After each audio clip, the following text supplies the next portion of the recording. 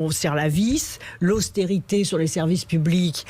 Il faut que les services publics diminuent parce que ce qui est privé est bien géré et ce qui est public est mal géré. Et vous rajoutez là-dessus la théorie du ruissellement et la théorie du premier de cordée. Donc, il y avait un corpus idéologique respectable en tant que tel, bien identifié politiquement, qui était l'idéologie libérale. Mais ce qui est extraordinaire dans cette crise, c'est l'effondrement de cette idéologie libérale pour gérer les crises, non seulement les crises, mais pour gérer les transitions et les mutations.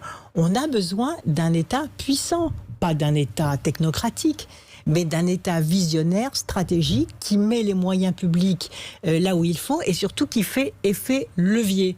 Et qui fait avec les hommes et les femmes, qui ne fait pas tout seul dans son coin.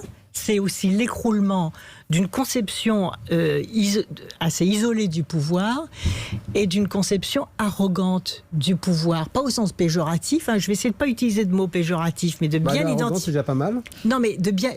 C'est arrogant, c'est déjà pas forcément un compliment. Oui, mais c'était assumé. Ah oui. C'était assumé. C'était de dire, je sais, nous savons à quelques-uns ce qu'il faut faire, et nous allons emmener les Français, même de façon violente, avec les chocs, les gilets jaunes. On a eu quand même beaucoup de cris. Les retraites, non, il faut ratiboiser les retraites. On a eu quand même beaucoup de chocs en 3 ans, beaucoup de réformes imposées d'en haut par un groupe d'hommes qui pensaient qu'ils savaient exactement ce qui était bon pour la France. Eh bien, c'est ça qui s'écroule. Oui. Et tant mieux. Et j'espère qu'ils vont en tirer les leçons et changer à la fois de mode de gouvernance et de contenu de la politique. Justement, sur l'aérien, la